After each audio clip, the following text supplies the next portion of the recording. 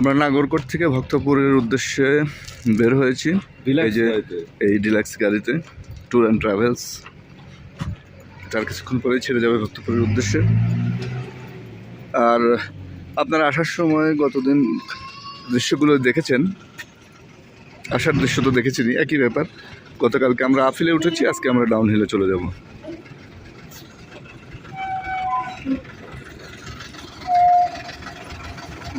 এখান থেকে দেখেন এভারেস্টের কি চমৎকার ভিউ দেখা যাচ্ছে, হিমালয় পর্বতমালার অসাধারণ ভিউ।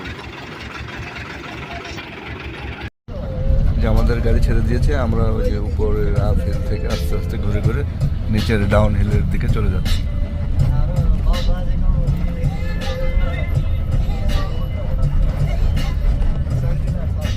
বলতে পারেন আমরা কেন যাচ্ছি, হ্যাঁ, কারণ এটা হচ্ছে বাজেট ফ্রেন্ডলি, ঠিক আছে।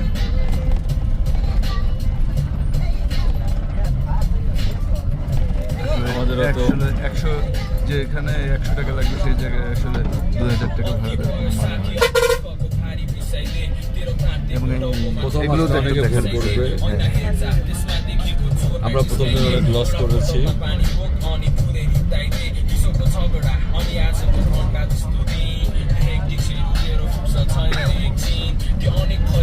খুব সুন্দর নেপালি গান বাজছে, গান শুনতে শুনতে এবং